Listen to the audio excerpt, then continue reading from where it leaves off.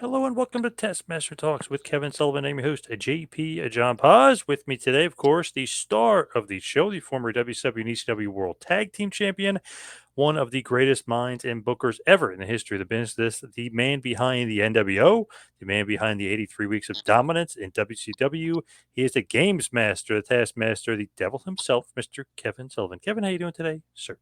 Great, my man. How are you, JP? I'm doing good. It's interesting. We always said on this show, like, just the facts, no bullshit. And we want to kind of get into certain things. But I was reading the other day about the backstage fight. This is 1997 now between Kevin Nash and Rowdy Piper. And I know on this show we've talked about backstage fights, of course, with Mr. Wonderful Paul Orndorff and Vader. You seem to be more honest than others. I mean, obviously, some people will not to say make things up, but maybe they remember things differently. But you obviously have no skin in the game. Do you remember the backstage fight in '97 between Kevin Nash and Rowdy Piper? No, I wasn't there that night. So, I mean, I don't even know what happened. Uh, I knew, I don't know why I wasn't there. Uh, I probably, I probably had a, yeah, they probably sent me someplace else to do something that they thought might have been important, line up a town or something. But they had heat for quite a while, Piper and Kevin, and uh, you got to remember that these guys, meaning when I say these guys, the Pipers or the Flairs, not so much Rick, but Hogan's, did they keep guys down? No, not really, but they're really protective of their spot. They didn't want to put guys over. I don't think Piper. Can you, when he was running hot in WWF at the time, did Roddy put anybody over? Really, if you really look at it, I know we lost to Rick Rude. It was real. I mean, it was a televised house show, but it was like that was kind of iffy there. He never lost to Hogan. I know he lost to Tito on the house show. I know he lost to Snuka once, but it was like very few and far between. And really, the only guy he really super put over was Bret Hart. Right, and they were supposedly cousins, right? Yes, yes. So you can see how they had laid. There was a very great story about the they laid the road down, and Kevin and Scott said, "Yeah, but they had to fill in the potholes, right?" Yep. And that has ring somewhat true. Do you know what I mean? And uh, I've heard different stories. I mean, I've heard I've watched some commentaries with Nash, and I've watched some commentaries with Piper. Completely different stories, right? Oh, yes. Can't get more complete. They're more completely different. Yeah. You know, uh, Roddy says he leg dive, I believe, leg dive Kevin, kicked him around and threw him out of the dressing room. And then Six, I never heard Kevin really talk about, but Six tells about it. Uh, Roddy came up to Kevin and Kevin just slapped the shit out of him. Yep. Is that what you heard? Yep. So, I mean, we're seeing things completely different. There's always your side, my side, and the real side. So, who knows what happened? Did they both have a lot of political power just as far as like saying, hey, I'll want this creative, I want this creative, we're changing this, we're changing that? Or is it always a kind of give and take or negotiation with those guys? No, I mean, you got to realize Kevin and Scott, before they hooked up with Hogan, came in and literally set the place on fire, right? Yes. Then Piper came in later, correct? He didn't come in like they did. Right. October 96 at Halloween Havoc. Yep. Months later. Yep. Right. So Piper is Roddy Piper. he drew money. And did he help? Absolutely. But I had to save his ass, brother. Remember how he came in with that group of 5 guys? Yeah. I Yeah, that was awful. I Yeah. saved that. Do you know that? How? How did I save it? Okay, he had John Tenta, who they said was a guy off the streets. Remember that? They didn't tell anything about his background, right? Right. And they tried to say he was off the streets, that they forgot about him being in New York and working more for us too. Then they had the kid that was supposedly Piper's handler, the kid with the kilt and the goofy hat. What was Yep. his name? Oh man, I forget his name, but Sean. yeah, His name was Sean something, I believe. And then who else did he have? the boxer. Yeah. And himself, and they had one other guy. Am I correct? I think it was just those three for that show Okay. Then when they were doing uncensored. that was in Atlanta, right? I believe so. When they came out on TV, and Piper did his shit, right? And the segment went way long. Yeah. Yep. I was there, and everybody was watching, and Eric and everybody said, they've killed him. He's killed himself. I said, no, we can save it. They said, you can't save that. That's horrible, blah, blah. I said, yeah, we can. They said, how are you going to do it? I said, we're going to have Piper tell the truth. They said, what do you mean? I said, Piper's going to come out and said, I'm glad I did this trial run because I can't. And John Tenta got really hot about this. Piper said, I can't go in and fight the NWO with this kind of talent. I'll get destroyed. So I'm going to reach out to my old friend, enemy, Ric Flair. And that should have been the way we should have started it, because Piper and Flair, right? Yep. But that saved that, because if he went in there with those guys for a pay-per-view, the pay-per-view would have bombed. But when I put him with Piper, they did a hell of a number. And so there was heat. As smart as Roddy was, and he was a smart guy, sometimes he would box himself in. You know what I mean? He would come up with an idea, build on the idea, but then he would start adding pieces, and it didn't work. So him and Kevin got crossways. So I have no idea about that fight, but if I was going to be a betting man, Roddy was getting up in age. He wasn't old, but he was getting up in age. He had a hip replacement. Yep. And he was going against Nash. I mean, people don't understand. Kevin Nash, I knew of Kevin when he went to University of Tennessee, because I was wrestling in Knoxville off and on for the Fullers. Kevin sparred with John Tate. Do you know who John Tate was? The heavyweight boxer? Yeah, he was the world champion.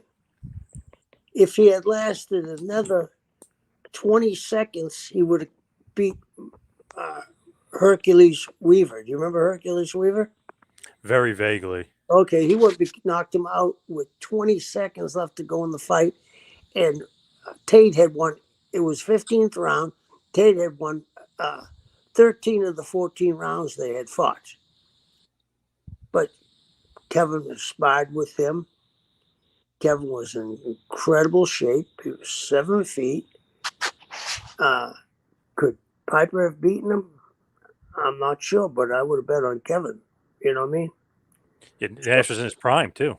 Yeah, so I don't buy the story that he leg dived Kevin and knocked him down and beat him up. and threw him out of the dressing room. I don't see that. So interesting you mentioned the John Tenta stuff because the build up to Uncensored 97 is kind of where it started from, like you were saying. It was Piper, John Tenta, Leighton Morrison, and then Craig Malley, your buddy Craig Malley. I Yeah, can't believe we forgot Craig. But yeah. that was the group, and then obviously the Horsemen got the change up, if you will. He calls Flair, which sets up the little thing with him and Flair, so that he gets Benoit, Mongo McMichael, and Jeff Jarrett on his team. Flair obviously is injured. When Flair does return, it is Slamboree 97, what we're talking about. Was there anything that happened in that match that set up the fight backstage? Because backstage, when it happened, apparently Nash was unhappy with something Piper did in that match. Did you ever hear that Piper maybe went off script or something? Here's what I heard, that Kevin told him, we can't jumpstart this match. Whether it was right or wrong, Kevin was the heel, but Kevin was the babyface. Piper's the heel. But No, Kevin, Piper's the babyface. It was Piper, Kevin yeah, Green, and Flair are yeah, the yeah. babyfaces. That's Yep, what I yep. meant. And then And Hall, Nash, and Six are the heels. Yep. right. And where I'm going with this is, he said we can't jumpstart this match, and maybe that's right because of Kevin Green. You know what I mean? Mm-hmm. But that shouldn't have been a big enough problem. But that seemed to be a problem for Nash and Hall, that the guy wouldn't listen to them. You know what I mean? They thought, and rightfully so, that they had grown out of being uh, young guys in the business, that they were drawing money. So Piper jump started it right away. You know what I mean? And they had to put in time. So Kevin's thought was, how are we going to put in this time if we jump started? You know what I mean? How Yep. are we going to calm it down? So something went wrong there. And again, this, where the fight supposedly happened, was in Boston, right? Well, it actually was in Charlotte when they really supposedly started a fight after Slamboree. Well, they had words in Boston, I remember. Yeah. It is interesting though because Hall, Nash, I guess sometimes would jokingly say, especially Hall, they're not jobbing, not losing the guys. But we've talked about this on the show all the time, that Hall and Nash would actually job and lose to guys in certain situations. But obviously, they're top stars. It's got to be the right timing. And we were talking about Piper had sometimes a problem jobbing, not really jobbing per se, but sometimes, he'd have a problem putting guys over. I mean, Hulk, for God's sake, never put over Hogan. So Right. is that the issue too? That they're both kind of going back and forth, like I'm not putting you over, I'm not putting you over. Well, look at Kevin and Scott in six. And I think this was Six's idea, that they all lost at the same time. Yep. And I mean, how right was that call by Six? I got a question the other day. What do I think about Six? He's the only guy I know that's in the Hall of Fame twice for two different groups. So I think in the world of him, I think he's a very intelligent guy. And so I'm sure he came up with that finish and walked them on the plank on the pirate ship, that they could accept jumping off into the deep water, Kevin and Scott. And it was done at the right place, Charlotte. It seems like if you job to Piper, then he'll do the job to you, not vice versa. Oh, he had to beat Hogan first, then Hogan job. The outsiders had to lose to him here at Slamboree, and then they get to beat him in a tag match against Flair at Great American Bash the month later. So is that right with Piper? Kind of a little bit tit for tat? Yeah, I think so. But here's the other thing. We talked about Hogan and Savage, Lucy in the football. Yeah. When he puts Piper over and goes to sleep for Piper, it's a non-title match. And everybody in the building, including myself, thought it was a title match the way it was advertised. Including you? Including me. Right. So Me too, as a fan, yeah. it's almost like what he did to Randy, right? So it's a shame that they couldn't get along, but I understand why. If you look at it, what Piper said, he took him down, kicked him out of the locker room. He had the takedown. Nash says that he bitch slapped him, knocked him down, and kicked him out of the locker room, basically, that, that kind of thing. But Six, like you said, he kind of basically agreed with Nash, but he did say, I guess, Nash hyperextended his knee, like he further hurt his knee during that little altercation. So I think Piper was taking like a little bit of the truth with the knee and kind of throwing that in there, but not wanting to say, he got bitch slapped by this monster, and kind of making himself look bad. So I kind of got to go Nash and Six on that one, but it's just one of those things where it's like, wow, I can't believe two of the biggest names in the industry at that point are fighting backstage basically because of politics. Right, right. But it was uh, it was like swimming in the water in the ocean with blood in it, and the sharks were always swimming around. It was very, very political at the time.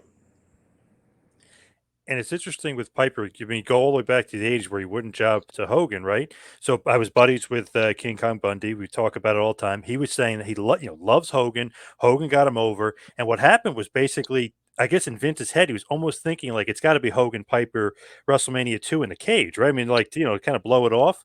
But then they kind of went a different direction with T and Piper because Piper would never put Hogan over, so they're not going to put Hogan and Piper in the cage together. So Hogan was basically like, "Oh, I love this guy Bundy. I brought him to Japan with me. I can make money with this guy, but also we'll do the story. We'll injure my ribs, but I know he'll lose to me in the end." Is that something like you would think of Piper too? It's like, wow, if you even think about it, even guys in the business are thinking like he's not putting some guys over. If he won't put Hogan over, maybe he won't put me over. Yeah, I'm sure that happened. If you weren't putting a if Piper wasn't putting Hogan over, why would he put anybody else over? Right. And Bundy, like what said, he's kind of like lucky because he got WrestleMania 2, he got the main event, he's on the poster, he's making all that money. Right. Kind not just because Piper wouldn't job, but you would think that it was because Hogan and Piper wasn't going to happen at WrestleMania 2. They kind of had it obviously way thought out, but they had to change gears. If you follow logic from WrestleMania 1 to 2, it should have been Piper and Hogan. Yes. Yep. They had been together since the dawn of rock and wrestling. Yep. They had the score to settle it all on MTV. Yep. The war to settle the score. Yep. Yeah, the water seller score. They had the most publicity of a heel or a baby face. And then I like King Kong Bundy, but you sliding a brand new guy in there, and maybe rightfully so as a substitute, but it was a lot more storyline with Piper and Hogan. Big time. Yep. And they Yeah, had the pay-per-view match at the Wrestling Classic too that went to a DQ with Hogan and Piper. So again, it was like, my God, like he's not putting Hogan over at all, really, just by DQ and count out, things like that, but not by submission, not by pinfall. And I guess, probably wouldn't even lose to him in the cage match. So you kind of had to go in the Bundy direction, which if you look at it, turned out great for Bundy. yeah, yeah. Pretty just amazing that Piper can kind of do that, but he's Roddy Piper, so it's not like anything saying anything bad or degrading him at all, but it's one of those things where I guess Piper can be Piper because he's Roddy Piper, for Christ's sake. Yeah, I think you're right. With Nash and him, did they ever kind of like get over it? Because I remember this is years later, they were arguing on Twitter, and Piper had his podcast, and Nash was supposed to go on there, but as far as I know, he never went on, and I don't think that show ever happened. Did they ever make up? Uh, I don't know. I mean, if he didn't go on his podcast, uh, that's funny because I'm going to be on Kevin's podcast next Monday. Oh, awesome. Yeah. Uh, if he didn't, if they didn't work that out by then, I mean, it's too bad because they're two of the biggest names in the history of the business. It's just too bad. You're gonna have to ask Kevin about this Piper stuff. Yeah, look Yeah, at I that. will. That's awesome. I will. Does I know you love Nash, but does Nash love the Booker man? Well, I think so. I think Kevin and I mean, Kevin used to come down to the Keys every year to train and work out. And, he stayed at the same hotel, and we'd always have a big party for him and his family. Big barbecue. Yeah. Pretty cool. You're going to be on that with him. It's awesome. Did he ever like pick your head, if you will, pick your knowledge, pick your brain as far as like booking and stuff? Or was that Oh, a yeah. big topic of conversation? I was Kevin's assistant when he was the booker. Uh, Very smart guy. Saw things differently. Up on everything. Anything that was happening in the world, he knew how to bring it to wrestling, like the Tupac headband. You know that when he used to wear it backwards, Kevin, and the knot in the middle, like Tupac. Yep. He made references to Attica. Remember when they handcuffed him? Yeah, Attica, yeah. Yeah, I mean, he made references to the counterculture. I mean, he would wear stuff like the rappers were wearing. Yep. Uh, he's just a smart guy. He can talk to you about anything. Whether it's art, wine, fine cooking, baseball, football, hockey. And he's really funny. A really funny dude. Nash is the man. Can't Yeah, uh, can't knock big Kev, big sexy, if you will. Can't knock him. yeah. All right, the topic at hand today: NWA Great American Bash 1988, Baltimore, Maryland, at the Baltimore Arena in front of about 14,000 people. Big crowd here. Pay per view buys estimated is somewhere around 190K. I don't know if that's actually accurate or not, but that's pretty damn good for NWA and JCP. And of course, the tagline is the price for freedom here, July 10th, 1988. You're there. What's your role? Are you just a wrestler, or are you part of the booking committee with Dusty as well? Uh, I, what year was that? 1988. Well, I had been in the office for Crockett. So if I was, yeah, I think I had a little input from me and JJ were the assistants. So I think I might have had a little input, but not much when he worked with us. You know what I mean? Yep. When you look at this show, this will technically be the last pay per view for the National Wrestling Alliance and really the last NWA event presented by JCP, aka Jim Crockett Promotions. Does that mean anything, like as far as historical significance in your mind, or is it just, Turner's buying us and we're gonna, we're moving on up? No, at the time it didn't, but as you just pointed out, it was the last dying vestment of the NWA, which had been Really? in business since 1948. Really, 1988, JCP's really last year. They're on the verge of bankruptcy. Ted Turner buys them, creates World Championship Wrestling. They're born and they're bred, and a Starrcade 88 would be really the first pay per view by WCW, although they still called it an NWA event. So, JCP, as far as you're concerned, are you like, I don't know, like, are you getting paid like an employee from them and then you have to go over to Turner? Like, how does that work for you? Uh, I got paid for the going, what my position on the cards. Then I got paid a salary for being an assistant with James Dillon and, for Dusty. Were you worried at all about the bankruptcy? Like thinking like, "Oh man, like I'm gonna lose a paycheck here." Or you knew Turner's taking over. You're not worried at all. Well, I knew if Turner was taking over, and I had become friends with the guy that was the acquisition guy, who later really helped me years later. Um, can't even right now. It just jumped out of my mind his name. Very nice guy, and he told me what was going to happen. We're going to have contracts, and we were going to have a paycheck every week and things like that. So I was all for that. When you look at the end of JCP, sad kind of looking back, do you think like something could have been averted? Maybe the planes, like what do you think about the end of JCP? I'm going to ask you a question. I, Hmm. I I hate to bring up this conspiracy shit. Okay, I really do. Yeah. It's fucking ridiculous.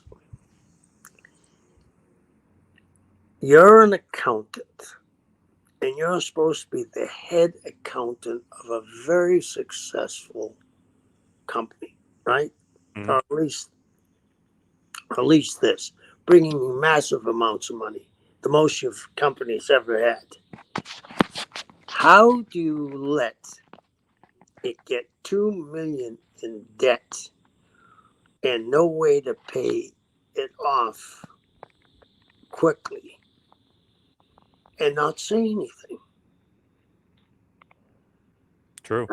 I mean, how does that happen? You're the head accountant. I'm sure. I don't know how many accountants they had, but I know he wasn't the only one, right?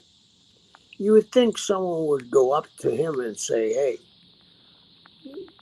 don't you see, you know, debit and credit? I mean, don't you see we're in trouble here? No, we're gonna be okay." I never understood that. The plane thing was ridiculous. I told you they used to go to Greenville, right? And I was always had a seat in the plane, and I wouldn't go because I would leave later than the plane would, or maybe not later than the plane would, approximately the same time. But I get home earlier than they would because fooling around, stopping to get what they had to get, and getting to the plane. In the last match was and it was 90 miles. 90 miles. Just drive. Yep. What? I don't understand it. So, uh, Jimmy wasn't paying. None of them were paying attention because they could never have thought that that was going to fold because the money they were bringing in. Do you think that that stuff outside of it, like forget about all that stuff, because obviously that led to the bankruptcy and led to the end of JCP. But just because of WWF's dominance, do you think that JCP could have, had the success, or do you think that it went the way it was always going to go?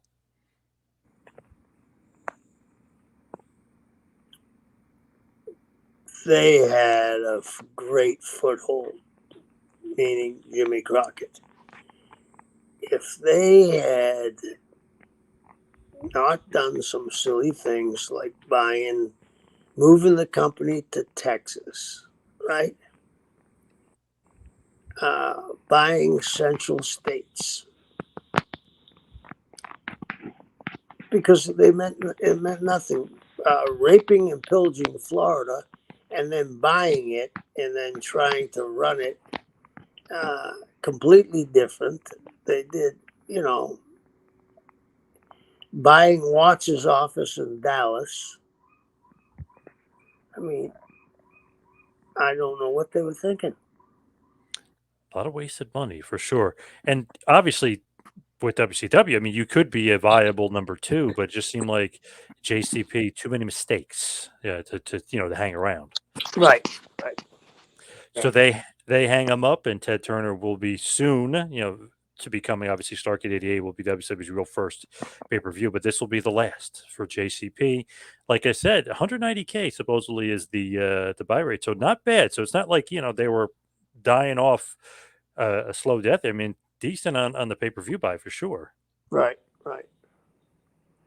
So the main event, a dark match, if you will, is Rick Steiner and Dick Murdoch defeating Kendall Windham and Tim Horner in about 4 minutes, 30 seconds. That's not a part of the pay per view, just kind of the main event dark match, if you will, just like the pre show. little match. Nothing really to write home about here, but it's just interesting that Ricky Steiner is on there, and his name obviously keeps popping up in the news lately, unfortunately for him. I don't know if you saw that or not with him Yeah, I recently. saw that today. Yeah. So the one thing I didn't get about that was with Rick Steiner. So they said you have 24 hours to do something, and if you don't do it, we're taking you off. Otherwise, you're allowed on it. If you do something within 24 hours, what was that about? I don't know, but what I saw today was he's off. Yeah, it was something like he had to issue an apology within 24 hours or something, and they never got the apology. I mean, I have no idea what went on. You know, what I mean, I know what they said what happened, but I mean, I happened to be there in L.A. at that day, but I never saw anything. We were way away from one another. You know, he was like I was in the front of the building, and he was way away from me. So I don't know what happened, but they made a big deal about you know firing him and not going to ever use him, and then they invite him back. Yeah. Very So interesting because Tony Hunter was booking both Steiner brothers, and obviously it's Detroit, Michigan, like kind of the home of the Steiner brothers there. So he's bringing them back in for WrestleCon. They were promoted. They were coming in, and then all of a sudden, High Spots had said that who runs WrestleCon, if anybody doesn't know that, basically was like, nope, we rethought it, and he's not allowed in. I guess there was a public backlash or something. There was something negative said about him being brought back in. oh yeah, there was. I saw uh, there was a huge backlash. You know what I mean? A huge backlash, and I was surprised. Not that I have any dog in this race, and I really like Rick. I don't understand if you fired him, made a big deal of it, why you invited him back. You had to know what was going to happen, right? Right. Yep. I mean, am I right that you No, had I to? totally agree. Yeah, I thought that was weird too. I'm like, oh wow, he's back. Okay, he's back at part of WrestleCon. Like, oh, okay, interesting. Yeah, After they made the big stink about how he's not allowed back. Yeah. yeah. So Yeah, that was kind of weird too because it's like there's no second chances anymore for anybody. Like that's it. If and I don't even know if what he did or didn't do, if it's actually 100% accurate or whatever. I don't really don't care if they have the proof, they don't have the proof. I'm just saying, like, let's say he did it. Are we allowed to have second chances or no? yeah, and I mean, I never got a clear what happened. You know, what I mean, I know he said supposedly, allegedly said some things, but the the person that came by more than once. Correct? I believe so. Yes. Yeah. So I mean, nobody ever had to me. I mean, nobody should bully somebody about what how their lifestyle is. But I never really got a clear story. Did you? Did you ever? I mean, I know there was some statements made by Rick, but I never got. Did they somebody come up to him uh, that ran the show or represented the company running the show and said, "Hey, calm down, blah blah blah. You need to apologize." I never heard. It was almost like you heard. It was almost like you putting a puzzle together. You know, you didn't know what really transpired. I thought. I'm still unsure of it as well. I'm not really sure exactly what happened, but obviously, if he's bullying or doing that kind of stuff, obviously, I mean, you can't stand for that. You can't have Right. any of that sort of stuff. But we Right. never really got a clear. What did he say? All that other stuff. And did he apologize? Did he not apologize? Does he have to do a public apology? We kind of looking for more answers than we have. Well, we're looking for more questions than we have answers, I guess. Right. Right. So, who knows? So Ricky Steiner will not be at WrestleCon this year, as previously we thought he was. But moving back to the pay per view, the first match of Great American Bash '88 is a National Wrestling Alliance World Tag Team Championship match. The NWA World Tag Team Champions Arn Anderson and Tully Blanchard with the aforementioned James J. Dillon fight Nikita Koloff and Sting in a pretty damn good match here. They go to a 20-minute time limit draw. What do you think about Arn and Tully versus Sting and Nikita going to a 20-minute time limit draw to start the show? I don't like it. No, why not? Going to a draw? To start the show? Yeah. I mean, those were big names. You could have done anything with that. That was an open slate. Do you want Sting and Nikita as tag champs, though, or no? I didn't say that. I mean, you could dump a lot of heat on Arn and Tully. You could start a little angle. You could start a big angle. Yeah. That there was something happened during the finish that was a little etchy catchy, and one of them took opposition to how it happened. I mean, there's a storyline. Or if you wanted to beat the heels, which I wouldn't have done, because Arn and Tully were fabulous, and Nikita and Sting were great singles. I mean, there was so much you could have done rather than going through 20 minutes. Do you like or do you not like that it's the first match in a 20 time limit draw, or do you not like it because it's on pay per view that is a 20-minute time limit draw? I don't like it that it's on pay per view and it's a 20-minute time limit. And I also don't like it that you have four of your top guys, your top tag team, and two guys that you're using on top every night, and you can't come up with something to have people talk about. And I understand when you're under the pressure producing these all the time, sometimes it's easy to go the least resistance. But with this one, I think, as smart as Dusty was, he could have came up with a finish that caused a little rift between Sting and Koloff. For sure.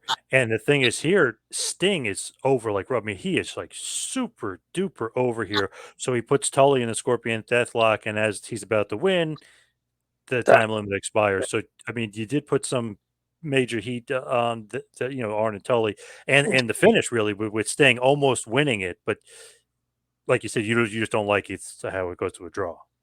yeah, and it's kind of a blueprint, that when you have these kind of matches and you need a draw, the guy puts the Scorpion Deathlock on, or Harley's pinning uh, Superstar 1, 2, and the bell rings. You know what I mean? Yep. Yep. Yeah.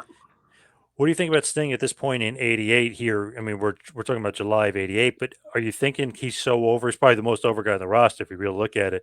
Are you thinking world title picture ready for him, or is he too green at this point? You got to get him amped up a little bit. I mean, this was Dusty's, book, but I think Dusty saw him as a future contender, if not the champion. Would it be crazy to say we got to push him, give him the title right away, or is that something you got to wait? You Oh, have to be as a booker, you got to be patient. yeah, you can't push him all the way. I mean, let's go back to the Ultimate Warrior. How was a guy so over that he replaced Hogan, and when he replaced Hogan, he didn't draw? Interesting. How does that work? Like it obviously happened, but how does that happen? The holes were humongous. The holes were humongous. He was very limited, you know.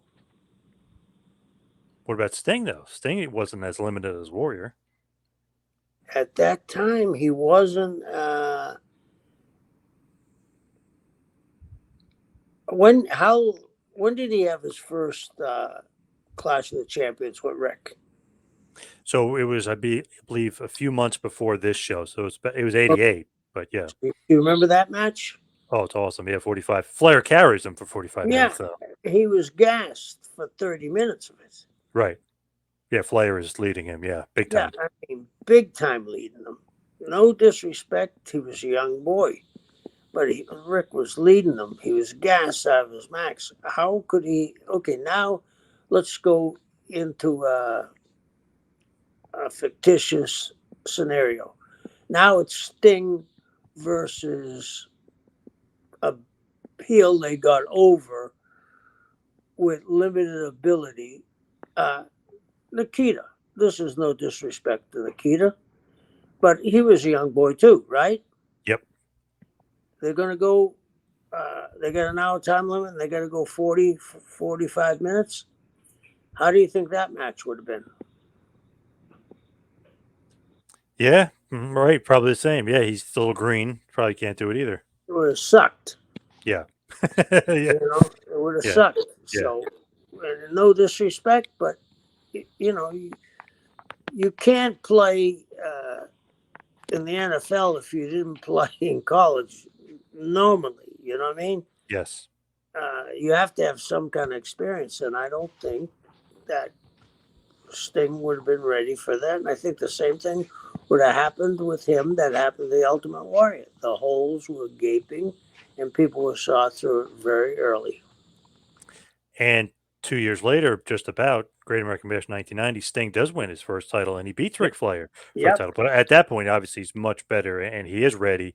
And obviously, as people would know, Sting was obviously a lot better in the ring than the Ultimate Warrior. I mean, that's just obvious. Right. But he was working with Rick. He was working with everybody to get him there. You know what I mean? It was Yes. 2 years of going to college. So Yep. he's done an amazing career. Amazing. Another interesting thing about this match in particular, Nikita Koloff comes back, and he was at Bunkhouse Stampede '88. He's bald. He comes here, and he's got the full hair, and he's got the flat top. That doesn't seem very Nikita Koloff like with the flat top. Was that weird or different, or does he have to get that approved? Why the hell does he come back with the flat top? I have no idea, but doesn't fit the character to me. Right? I mean, he still looks big. He still looks intimidating, but it just looks weird. He almost looks like a cartoon version of himself, like with the hair rather than the bald head and the goatee, you know? Yeah, something was different about his life. You know what I mean? Hmm. Does that have to be approved, like from you guys, from the booking team? Like, hey, I'm going to come back with a different look. I think it would have to be approved by Dusty. I would think. Dusty. I'm sure Dusty wasn't happy. I'm not sure. I can't say that. I would think that Dusty wouldn't have been happy with that. I mean, he had, you know, been very successful with the bald head. I mean, I don't know what he was thinking. Not that it's like a completely different look, but I mean, different gimmick. It's similar gimmick, but obviously it's a different look. But it's almost like when superstar Billy Graham was doing that karate gimmick. It's like, what the hell? What does he think? You know what I mean? What are you doing? Yeah, that was the worst gimmick of all times. What Superstar did. Also, I got to note the announce team, Jim Ross and Tony Schiavone, which is a great duo. Pretty funny. They're both still around today and still announcing for AEW. So just an interesting little side note that Schiavone and Ross, your two buddies, are still hanging and banging here at the Right. announce group. Right. This match was kind of interesting just for the ending. So Nikita and Sting actually thought they won the tag titles. They're celebrating. Then Gary Michael Capetta says it is a 20-minute time limit draw. So again, that gets the crowd hyped, and then boom, kind of tells them it's the draw. Yeah. So as far as the next match is concerned, it's an NWA United States Tag Team Championship. So do you like having two different tag team titles? You got the US title belts and the regular NWA tag team title belts. Yeah, I do. Yeah. Does it justify that though? Having two different tag team championships? Like, is there enough teams? Is there enough talent? Do you think it justifies it? Absolutely. They going back to the early '50s on the national product that was coming out of Chicago, right? Luthez was the was the world champion, and Vern Gagne was the U.S. champion. Yep. Why not? If you have all those guys, plus you got to remember why they were doing it. They had 2 and 3 towns a night running. You had to have a main event or a semi-main event with a tag match that meant something. That is true. I didn't even think about that. I was thinking, like, do you really? I mean, I love the U.S. titles. I even love the presentation, the look of it. But I always thought it's like, yeah, that's true. If they're running different towns, you want to say, hey, the tag team titles are on the line here. It's Right. town A, town B, vice versa. Yeah, yeah. So And this is an, at that time, they were running minimum of 2, sometimes 3, and occasionally a 4th one. wow, really 4. Small one, a small town. A real spot show, you know what I mean? Like I know at one time there was 3 towns running, and Jimmy uh, Valiant and Ivan Koloff were on the main event of the 3rd town, and I loved to be on them because I was always in a good spot, right below them, and they were drawing big, you know what I mean? And they didn't have all the stars on that show, but Ivan and Jimmy were drawing huge money, and there were nice towns. There were uh, not Panama City. What's the one on the coast? Myrtle Beach. And then there's another town by there too. There were nice towns you could go over and enjoy yourself. Do you know what I mean? Yep. And then when I said the 4th town, that was very rare. But what it was usually is some kind of spot show that was bought. Someone paid for it. You know what I mean? And it Yes. would help out for publicity. So they use the the great George Souths of the world, and maybe put Pistol Pez Watley, who was over uh, on their TV against George South, and a couple of other guys, maybe guys that were just coming in or just getting ready to leave. So it was more of goodwill running the 4th town. And it didn't happen much, but the 3rd town, yeah, it happened a lot. Maybe throw in your buddy, the Italian stallion, Gary Yeah, Sable. Maybe yeah, throw him yeah, out there, right? yeah, yeah, yeah. So this is an NWA United States Tag Team Championship match. The NWA Tag Team U.S. Tag Team Champions are the Fantastics, Bobby Fulton and Tommy Rogers. They're going to be wrestling the Midnight Express, Beautiful Bobby and Sweet Stan with the manager Jim Cornette, James E. Cornette. If the Midnights lose, if the Fantastics win, Jim Cornette will receive 10 lashes.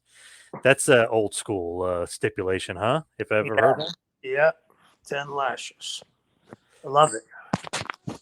So obviously, all the pre-match stuff, getting super heat on the Midnight Express. The Midnight Express end up winning the U.S. Tag Team Championships. They defeat the Fantastics in about 16 minutes and 25 seconds.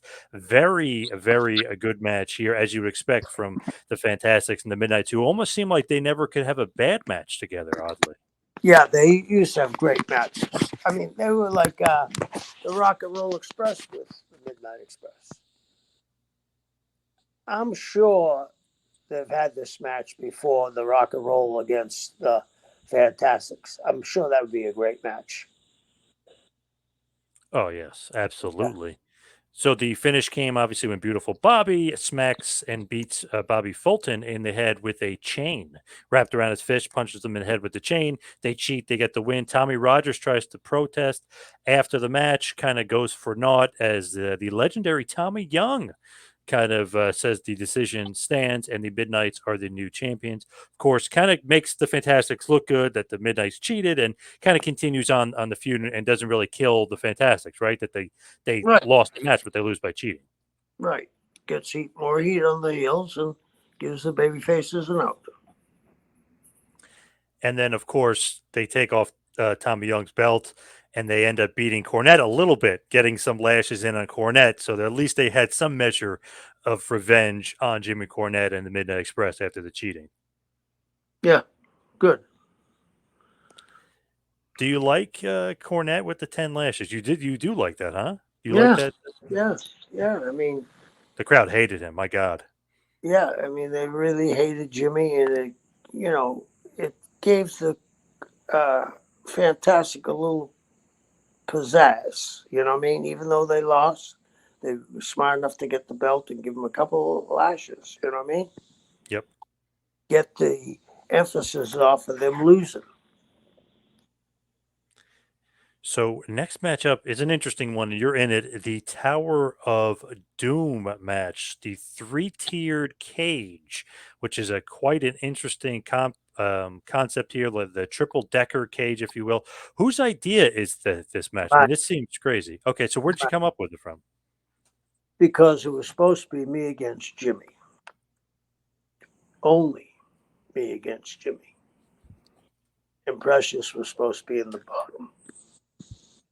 And I was supposed to hurt Jimmy in the cage and slowly make my way down to the bottom of the cage, to the ring, and be like a Frankenstein monster stalking her. And then we were supposed to have all these great spots with Patty and Jimmy.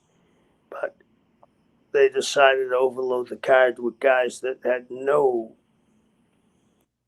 idea of our program at all. You know what I mean? That was designed for our program. I don't know why they ever did it because it just watered it down. You know, I had broken Jimmy's leg with a cinder block. Did you ever see that? Yes. Yes, good. Very good gimmick. Yeah, it looked real as hell. I mean, Jimmy Yep. got a special metal thing to put his leg in. I took that cinder block and dropped it. And we had put the cinder block out for a couple of weeks, you know, like it was on TBS. It was part of the background. And when I picked it up, it was like I was just looking for something to stop him. And I picked it up, and Jimmy sold it like he was dead. And we had a lot of heat going in that. And I don't know why they jumped off of it completely because it made no sense. You know, they didn't have a personal issue with Jimmy. I was When you look at it, like the whole angle, the whole feud was right. Was you wanted Precious, right? That's kind of the centerpiece of it. yeah, yeah. And That obviously that's his wife. Jimmy Garvin's going to want to kill you. He's pissed. right, right. And that I was playing mind games with Jimmy, blah blah blah. But we had done some vicious stuff on TV. You know what I mean? Uh, she actually hit me one time with a crutch that Jimmy was on when suppose he broke his leg, and I mean, she didn't mean to swing it as hard. She probably did. She swung it as hard she could, and it hit me right in the head, and it busted me open. I was bleeding with my hands down. You know what I mean? Yep. So we had done, and then there was a time she was in the dressing room, um, afraid of me being in the building, and then all of a sudden she's not in the building. You know what I mean? Yep. So the angle was done very well, but loading guys up on the card that meant nothing. Not that they didn't mean anything, but it meant nothing to the angle. I never understood it. You're right. It is kind of weird because the whole thing is you and Garvin, but really Right, you and Precious is kind of right, like the whole thing. right.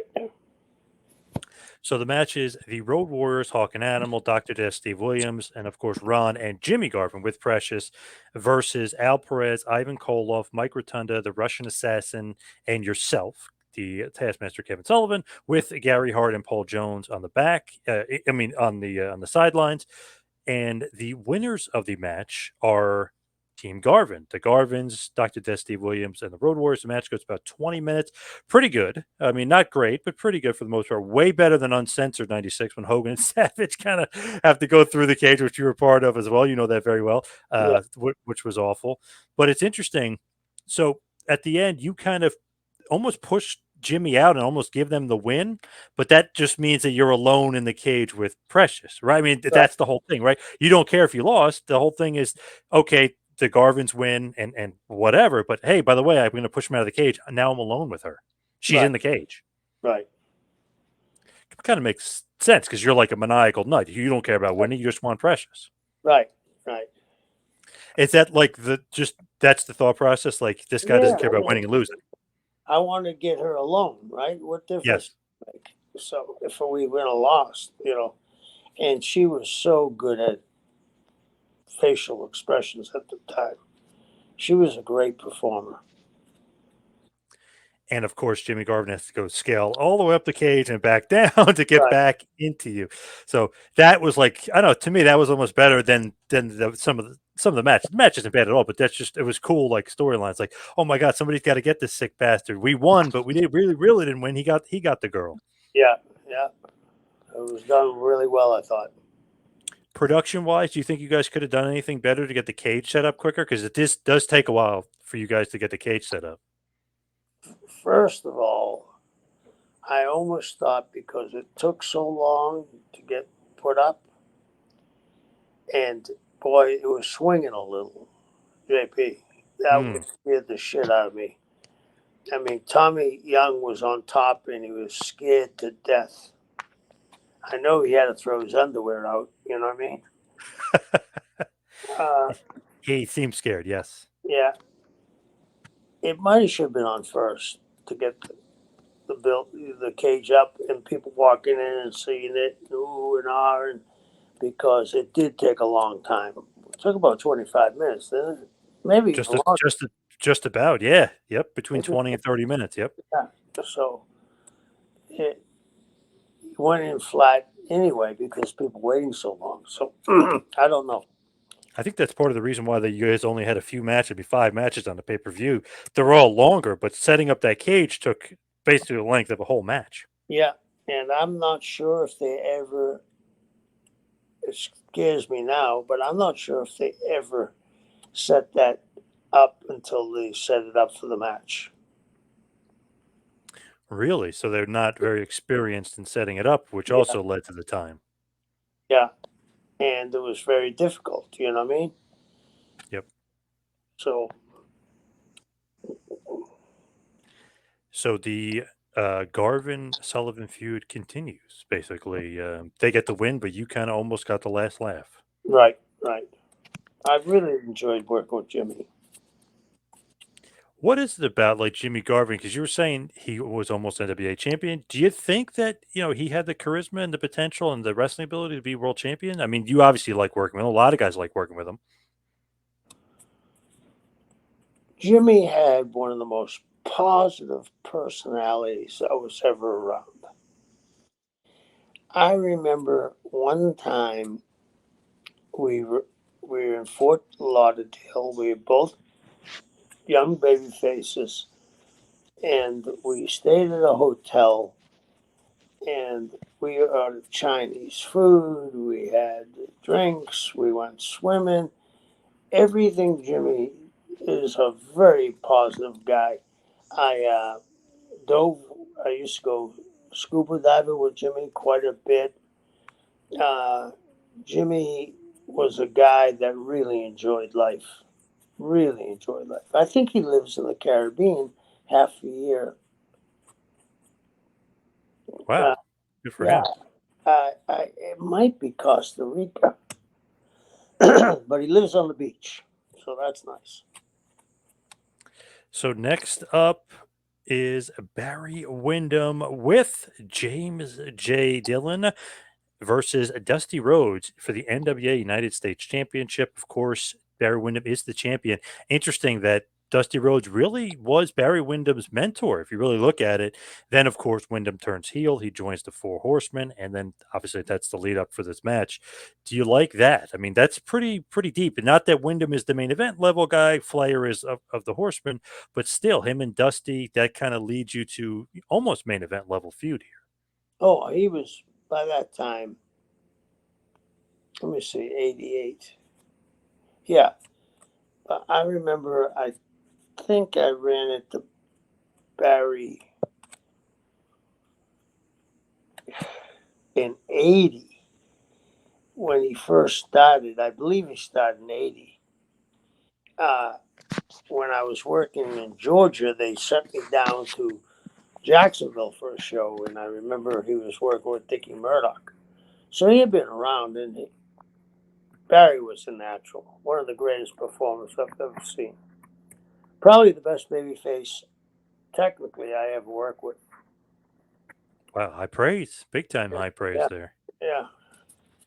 So Barry Windham, shockingly maybe here, ends up getting the victory. He beats Dusty Rhodes in 16 minutes to retain his United States Championship. Not really a bad match at all. I thought it was pretty good. I liked it. So winner and still U.S. champion Barry Windham. The reason he was able to win, Ronnie Garvin comes out, turns heel, turns on Dusty, and knocks him out, allowing Windham to get the victory. You like the heel turn here for Ronnie Garvin on Dusty?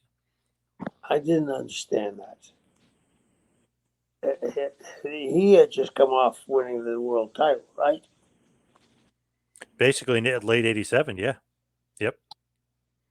I just didn't understand that.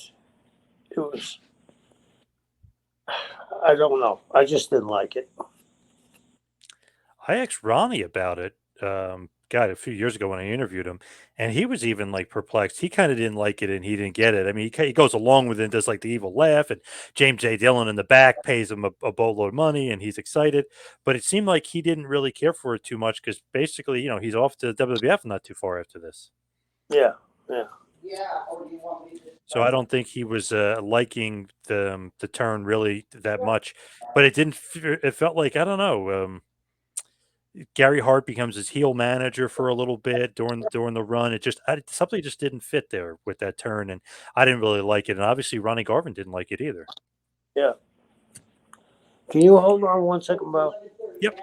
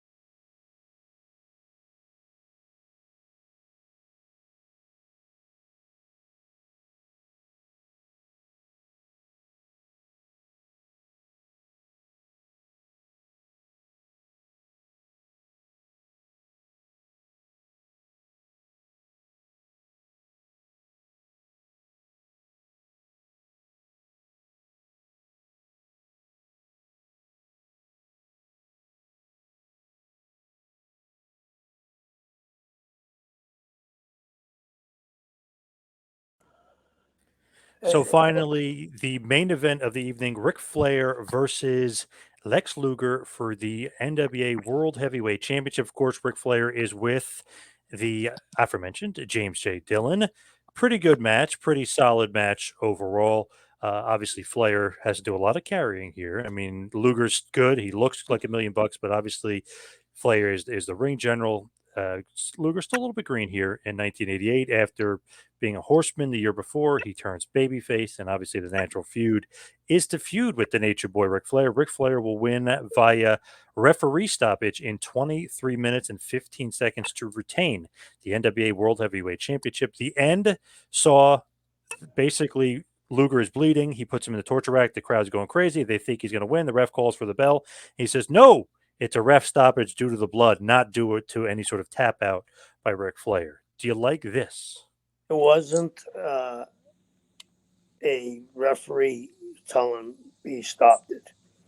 I I went to Commissioner O'Sullivan, who was an old guy, and Dusty was saying that's we came up with the finish together, and he said, yeah, we can't get this past O'Sullivan because the Baltimore Athletic Commission was so strong, and they were paying the asses. But he was the head commissioner, and he was there that night. And I said to Gary Juster, who was the promoter of record. I'll get this passed. He said, no, you won't. And if you ever see Gary, have him tell you the story. I went to him, and his name was Chester. I said, Chester, can I have a minute with you? He said, yeah. He said, what do you want to talk about? I said, well, Chester, before I ask you this question, I just want to let you know one of the saddest moments in my family's history was when we dropped the O. I mean, the O means house of, and I don't think these roundbacks, that's what they call second generation Irish that come over, understand what that means. Blah, blah, blah. He says, got the bullshit. What do you want? I said, I want to do this finish. And I told him. He said, okay, I'm going to pull all my guys before the main event. This is the only time you're going to get it done. So I got it done. Wow. Interesting. Yeah. But it's not like Luger was bleeding crazy here. It was like kind of like a minor cut rather than that huge like crimson mask where they're completely Yeah. blood covered everywhere. Yeah, but they had been educated in Baltimore because guys would get cracked open by mistake, you know what I mean? Running into posts and stuff. So it didn't take long. They were really, really on top of it in Baltimore because there was a strong athletic commission.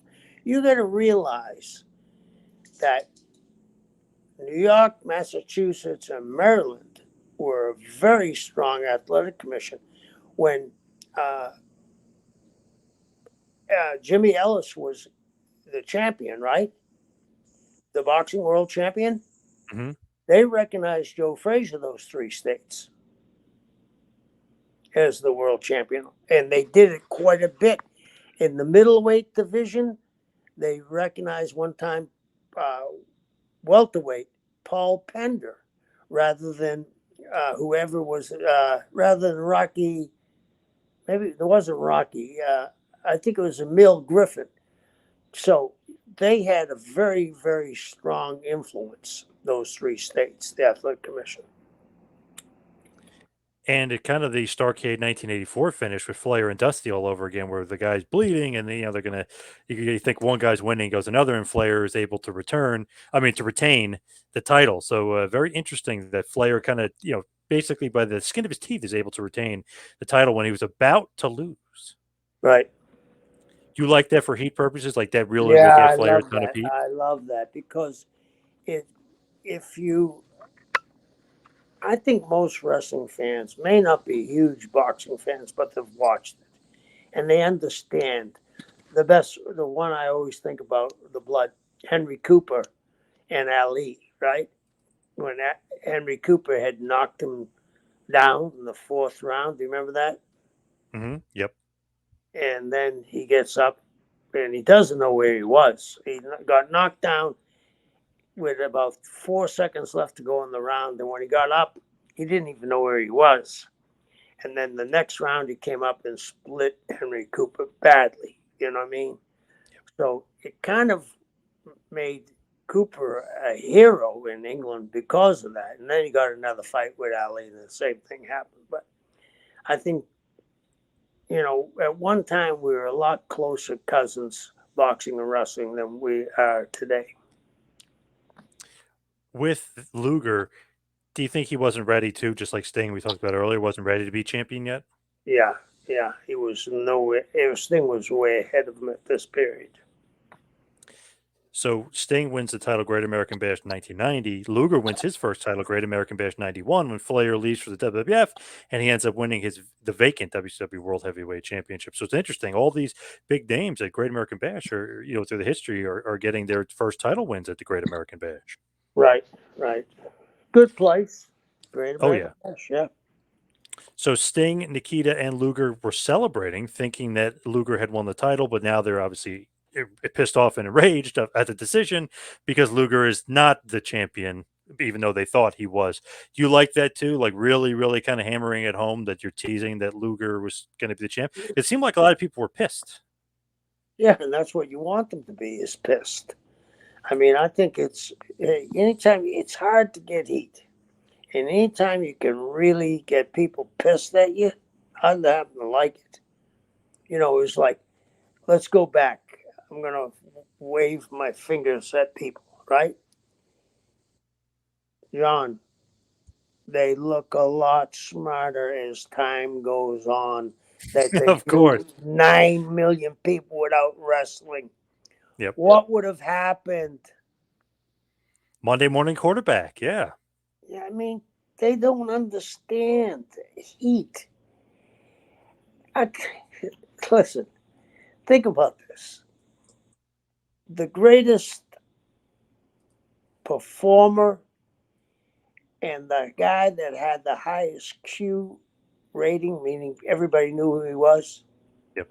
What athlete was that? Can you tell me? Any wrestling wise, definitely Hogan. No, no, I mean as any athlete. Oh, Tom Brady. No, Ali. Oh, Muhammad Ali. Of course. Okay. Okay. Where did Ali get a stick from? Pro Gorgeous George. wrestling. Gorgeous Yep. George. What did George do? Get her heat. Why did people come to see Ali? To win? No. To get his See him ass. get his ass kicked. Brother, all these people, I keep on chuckling about this, and I happen to really like Cody, and I figure that he'll win it on the next WrestleMania.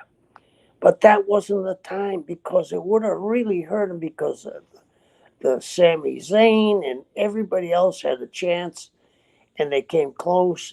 And then here comes the kid that a lot of people look at him and got a silver spoon in his mouth, and he beats him, Roman Reigns.